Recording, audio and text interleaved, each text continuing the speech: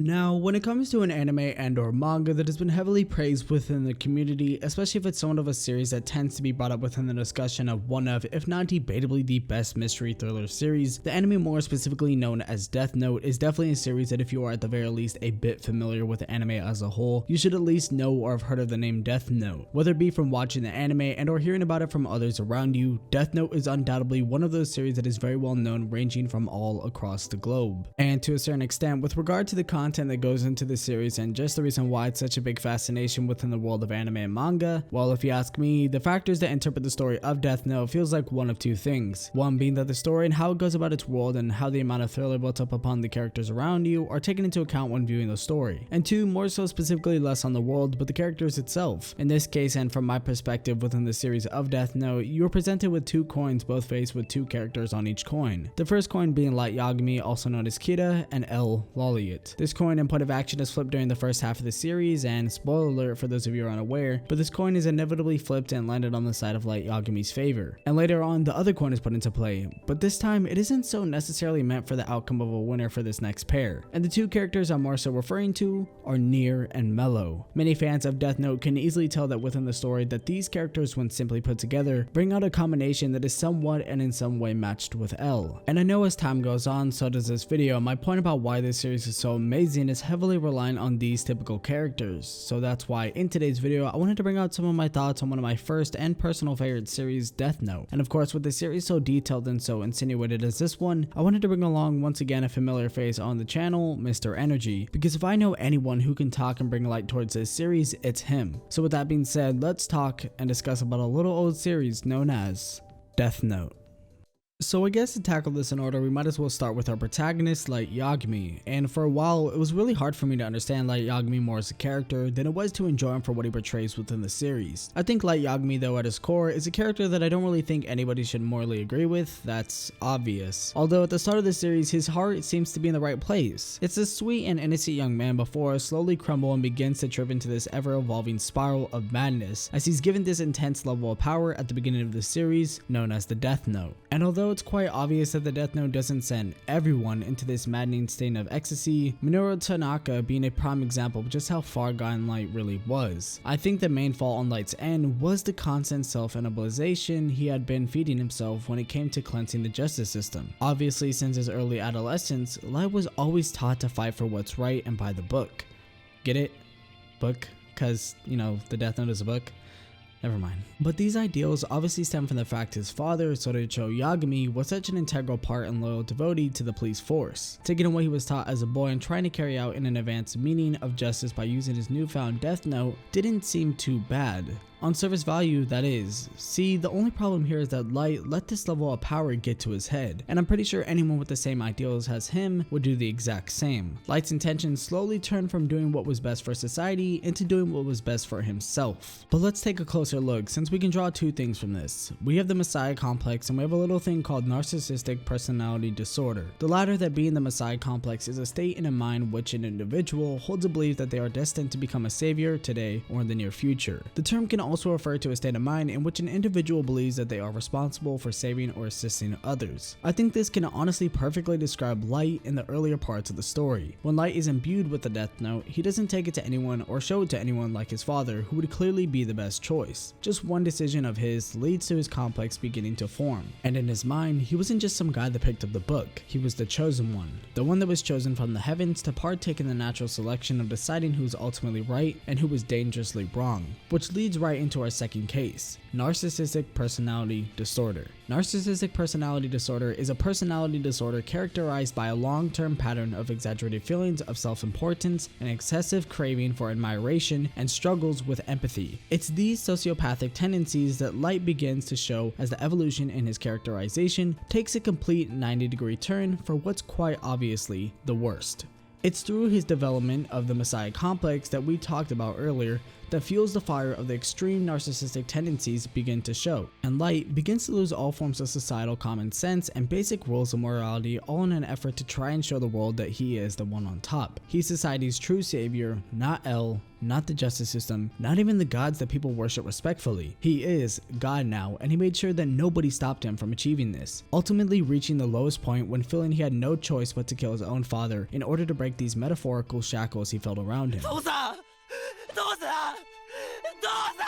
Overall, the evolution of Light Yagami's character throughout the story of Death Note is definitely an interesting one to analyze and break down from multiple angles. There are very interesting layers and super intricate levels to Light as a person that really makes me enjoy his character. Although yes, ultimately, it would be the wrong to enjoy Light's character for the moral and views and society he projects. I don't think that takes away how well done of a character he is though, and that is ultimately where my respect for him and how well he is written comes from. Now moving on, at just the ample age of 8 years old, L. Lolly was found by a rather well put together man simply named Watery. Watery had taken the boy to an orphanage for the gifted known as the Elusive Whammy's house. Sometime after this, after observing the boy, Watery had noticed a very key detail about Lolly. The boy had a shockingly impressive level of intelligence and deductive skills, later taking on the persona known as just L, and beginning his detective work at a clearly young yet unstated age. Through this, gaining the reputation as one of, if not the best detective in the world. I think obviously the main point of attraction that L held for a lot of fans though was both his personality and his design. L instantly is seen as the force to be reckoned with, his intense intellect being put on the show from the get-go after tricking Light into making his first announced kill live on television. I think since this point though, a large majority of the fanbase had actually been rooting for Lollyit. However, his antagonistic presence in the story is one that is extremely well done. From his debut, L establishes himself as Light's definitive opponent. That is, he shows himself to be the sole character in the story who is capable of not only disproving Light's godhood, but is also a very real threat to his survival. While L lives, Light cannot be the god he seeks to be. Of course, while being portrayed as the hero of the story, it would obviously be a wrong term to deem L as anything else but the antagonist. And even though L is usually one of the most talked about characters in the entire series, it's very important that he's not painted as the protagonist. All L is on the most boring level of surface value. He's the most immovable object to Light's projection of an unstoppable force. Of course, taking this into account doesn't just willy-nilly make L on par with Light in terms of intricate characterization and focal narrative. And that's one of the key points to his character. It truly embodies the story's unexpectancy as if it were to be put into a character. His design doesn't fit the type of force he betrays. His attitude definitely doesn't fit the type of force he betrays. L's design, demeanor, outlook, personality was all made to be in perfect contrast to Light's. Although his appearance does perfectly match the character's key, distinctable traits and quirks we already established, these things don't really fit the position he holds in the story, right? But what if I told you they actually do? If we take all this into account, it's actually quite easy to associate L with the theme of justice, or at least the justice system and how it's presented in the story of Death Note, simply being viewed as an easily disliked and ugly, sluggish looking wall of rules, in contrast to Light Yagami's outlook on the true future of the heightened perfected system ran by himself, who he views as the god of the new world. In the end, it's these traits that are perfectly comparable. Then again, it's the complicated relationship these two share throughout the story that makes the thing so much more interesting, the concept of friendship.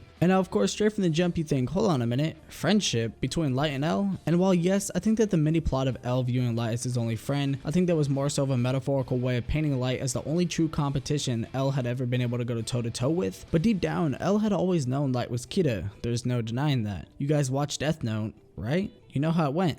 Well, I hope you watched it. It'd be a bit too late to be warning you about spoilers now, huh? Anyways, I think one of the best parts of Death Note, however, was the internal struggle of L just trying to get Light to confess. Because deep down, as much as he did see him as competition and his greatest rivalry figure, I think L wanted to stop Light in his tracks because he wanted that friend. He wanted to save Light, and he was willing to throw away the book of the law if it meant pulling Light out of the spiraling madness he undoubtedly caught himself in, and leading straight up to his fanbase shattering death. These were the ideals he wanted to uphold. In the end, all L ever really wanted was a friend. At his very core, Nia is L. I know that yes, that does sound silly, I get that. However, given that he is the arguable sole successor to Lollyit, it's obviously safe to deduce that Nate River here, yes, that's Neil's real name, is obviously going to carry over certain traits of the esteemed late detective. The one piece of criticism that Neil's character faces is that he's nowhere near, pun entirely intended, as likeable as L, or that Nia is just unlikable as a whole. Now, I'm going to let down my fanboy shields here to let you know that yes, it is okay to dislike Nate. It's obviously quite natural for most fans of the series to feel this way at first. We go from developing such a strong interest and likeness towards L's character, all for that to be taken away from us in the latter half of the series. Then, for him to be instantly replaced, it's a bit of a kick in the balls. However, Death Note as a series in the end has always been about subverting the expectations of the reader or the watcher. L's death in the series was something that, in my opinion, was needed for the series to truly move on forward and escape the reader's expectations. As a twist-riddled mystery thriller, Death Note at its core needs these moments for it to shine. However, from a moral standpoint, there still needed to be someone there to combat Light's insanity. Enter Nia, and Mello of course, but I'll get to him later. Nia, as a successor of L, had always felt that he had a massive weight on his shoulders from the very start. This of course being one of Nia's rather noticeable traits actually, in contrast to L, his lack of confidence. See, Mello's case is a little bit different here, but Nia as a character had always seen Wami's house as more than just a home. It was his future, and he saw Lolliot as well as his future. Given the reputation L had amongst not only the house but the whole world, as it plagued Nia with a severe sense of doubt. He never looked at himself as someone who was doing this for himself. However, he looked at himself as someone who is stuck in the shadow of another. Of course, being contacted as the immediate replacement for L's unfortunate passing, yeah, I would imagine that would only make his worry to live up to something boosted by tenfold. Not only that, but he was also being flung into one of the most triumphant murder cases in the history of, well, ever, the Kira case. And like I said, Nia is L. He studied him heavily, as well as taking on a lot of his habits. He was quite a shy, introverted boy, although extremely intelligent. But of course, he would obviously quite noticeably take on L's somewhat childish personality. His love for all things puzzles and action figures is an obvious parallel to L's love for candy and constant joking. However, all this comes with a curse: living up to L. While L had a tendency to break the rules of the book to get things done to solve a case, Nia did not. His mindset was that to live up to L, he must do things the right way or no way at all in order to catch up to him in both reputation and in rankings. His rather oddball or childish personality, I've noticed, can often have people in doubts of Nia's intelligence level. In fact, in his own words, he also saw the Kira case as one big puzzle. Hell, come to think of it, even the writer himself, Sugumi Oba, stated himself that Nia was intentionally made to be unlikable as the series progressed. Well, in my case, Oba, you failed here, but I still love you regardless. Now, I think it would be a bit brash here to just flat out say that, wah, if you don't like Nia, you don't like L, because that would be rather silly. What I can say, however, is that when it comes to Nia's character, he probably just doesn't highlight your favourite parts about L. His lack of truly being unable to think on his own is a rather beautiful imperfection of Nia's character, in my opinion. His constant self-comparisons to Lolliot is something that has always made me a little bit more interested in him whenever he was on screen, and his judgments, actions and thoughts all being affected by essentially a ghost. L and the reputation he carried quite literally haunting Nate up until the most recent one shot of the story that shows a very mature and fully developed Nia take on a fully taken personality of L. The sad and unfortunate case of a boy with too much weight to be pushed on him, to the point where he won't even ever develop into his own man, but that of a pre-existing one that will continue to haunt him until the day comes himself that he has to pass. Now, this is a character that I've come to find to be a little bit more well-liked amongst the fanbase, and once again, however, he is L. Of course, I'm talking about Mikael Kiel, aka Mello. Mello is a character that doesn't take too much of a deep thought process to understand, at least in my opinion. He's quite obviously brash, rebellious, and clearly has some untapped anger issues, and to be quite honest, has one of the biggest superiority complexes I've ever seen to even match Light. However, it's like I mentioned with Nia, Mello is L. Both Mello and Nia are two sides of the same coin, that coin obviously being moulded by Lolliot to form the men that both Nate and Mikael were destined to become. I feel like Mello's character, while yes, it is rather easy to digest, is definitely a well done form of characterization regardless. Mello, unlike Nia, had always viewed Wami's house and Lolliot as chains that shackled him, and he would be damned if he was going to let them leash him up. He saw L's death as a sad one, yes, but he also saw it as an opportunity. His desperation for lust and freedom had been granted, and as the death of L was announced to the house, what made him even more ecstatic was the fact that he, along with Nate, was chosen to be the successors. It was here that we see Mikael's traits of Lolliot begin to form as he's let out. While yes, Nia developed a very noticeable trait of L's behaviour, Mello developed traits of L's morality. Mikel, like we just mentioned, feared being shackled by the chains of the justice system's rules to get the job done. That's why we see him take on this somewhat rebellious, self-centered mindset against the standard justice system, much like we saw with Lolliot a little bit. He was desperate to escape the shade of L's shadow, but in doing that, his escape just looked like he was going around in circles. The more he felt like he was defining himself as a person, as actually the more he was being enveloped by L. The signs of this are subtle, don't get me wrong, but they aren't entirely unnoticeable. Entirely leading up to his death, Mikel was constantly running. He was constantly running from his past, like Lolliot before him, and Mello as a character, however, is very different from Nier, I'll say that much. His aggressiveness and blunt nature is hardly something that could come off as charming a lot of the time, and his eye for sweets was something that was more than obvious, carrying around some chocolate with him at all times, similar to that of L, who always seemed to have a sweet tooth. Mello, however, continuing to replicate that. In the end, Nier and Mello weren't just characters that we should have felt alienated by or despised due to L's death, but examples as to how much of a hold L truly had on Light. These two boys proved that Light's defeat was set in stone from the start. They put a highlight on how it feels to have the weight of living up to someone, and it can truly take a toll on your true development as a person, showing how hurtful it can be to really be stuck in one's shadow, whether they decide to show it or not. That is the beauty of Nier and Mello, teaching the viewers that you should take control of your own future before it's too late.